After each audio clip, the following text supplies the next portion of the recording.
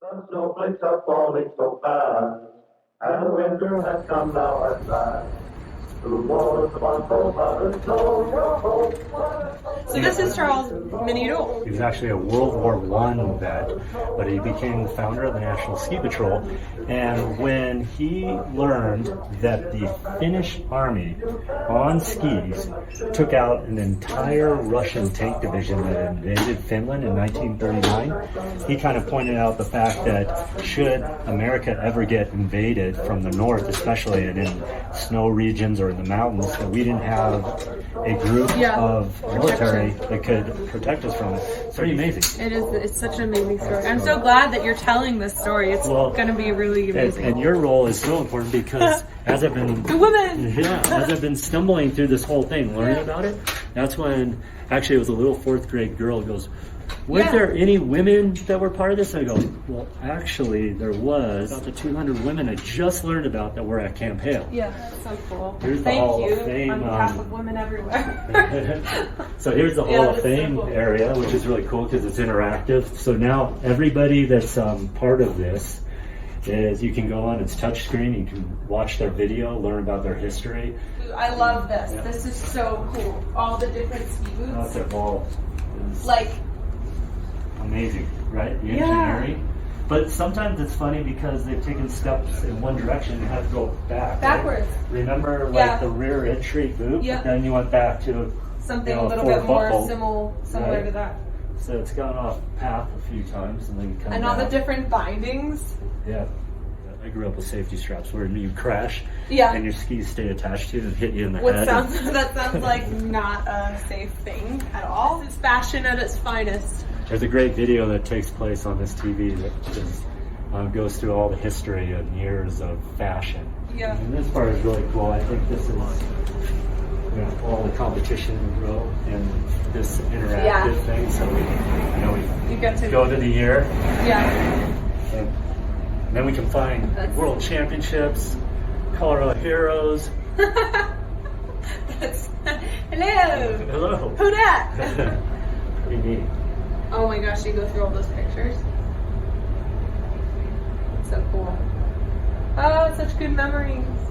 And of course, then you probably recognize a few things in here. Yeah. I love this exhibit. It's so fun. And the globes, this globe next to, that was Filmair's globe. Yeah. Like 1981, and they're still so bigger. Similar. They got bigger, they got taller. But how much does that weigh? It's heavy.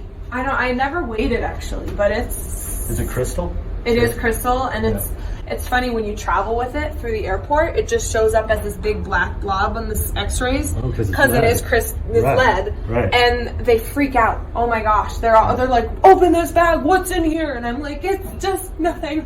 Wow, I never thought about that. It's pretty funny actually. I love looking like the old chairlifts and like when you put your skis. I mean, we've never put our skis on this anymore.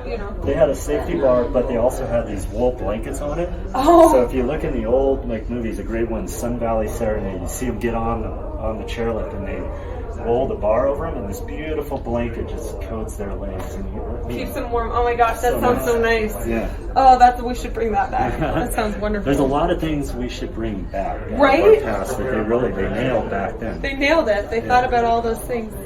The smoke shining back on the hill. What's happened you can't understand.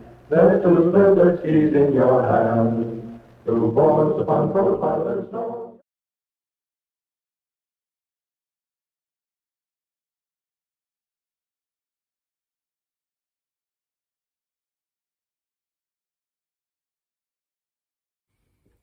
Hi everyone, my name is Dana Mathios and I'm the Curator and Director of Collections with the Colorado Snowsports Museum, which is located in Vail, Colorado. I've been with the museum for just under 6 years, and I'm in charge of managing our off-site storage facility that's in Wheat Ridge, Colorado, which is where I am right now. Our collection consists of about 15,000 artifacts and archival materials that pertain to Colorado's rich snowsports history, including about 1,000 10th Mountain Division items. Our permanent 10th Mountain Division exhibit is currently one of the most comprehensive 10th Mountain Division exhibits in the world. The display pays tribute to the ski troopers of World War II and celebrates their lasting legacy post-war and the impact they had on the snow sports industry we all know and love today. The Colorado Snowsports Museum is always working on projects to better tell the story of the 10th Mountain Division. Right now, we are seeking any and all materials on members of the 10th Mountain Division to create a digital and interactive touchscreen database for our visitors to research 10th Mountain Division veterans right then and there at the museum. We are looking, more specifically, for donations of photos, video, letters, scrapbooks, and any other archival materials or media you see fit for this project. The main goal is to collaboratively tell the story of the 10th Mountain Division, but most importantly, tell the story of the people within the 10th Mountain Division. We've been working closely with the 10th Mountain Division Foundation, descendants, and we'll work with everyone included in this webinar to create a collaborative space to share these stories. If this sounds like something you might be interested in contributing to and or helping us with, please contact me. You can find my contact at the end of this video. In addition to this project, we are also fundraising to better encompass the story of the women at Camp Hale in our exhibit. We are asking for donations to help with the research, interpretation, and fabrication of this important addition to our display. For the most part, the story has been largely missing from our exhibits, and we're hoping to correct this. Right now, we do have on display a scrapbook from a WAC that was stationed at Camp Hale. Her name was Mary Davis, but we feel we can share a lot more about this story with our visitors. If this sounds like a project you might be interested in helping us with, again, please contact me, and my contact information will be at the end of this video. Lastly, at our resource center, which is where I am right now, I'm working hard on rehousing our 10th Mountain Division rucksack collection in order to ensure that these packs are stored in a more preservationally minded manner. Behind me, you can see packs that I have pulled for inventory and evaluation, which will include conducting condition reports, photographing these items, and getting them into our online database. My next step is to fill the packs out with acid-free materials to better keep their shape and to remove creases. Our goal at the Resource Center is to protect these items and many more for future generations to learn from. We are grateful to have received funding to complete this project through the Grenwood Fund, and we're hoping to have it completed by the end of this year.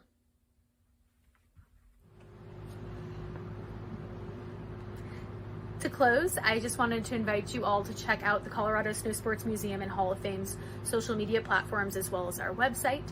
We recently launched a digital resources tab of our website that offers several resources on the 10th Mountain Division as well as snowsports history in general. In addition to this, we are very active on Facebook, Instagram, Twitter, LinkedIn, and YouTube. We invite you to join us there in helping us fulfill our mission. And if anyone is curious, I am now standing at the Resource Center right in front of our ski boot collection. Right here, this is the section that holds most of our oldest boots in the collection, including 10th Mountain Division ski boots. And right here is a prime example of a 10th Mountain Division mountain boot.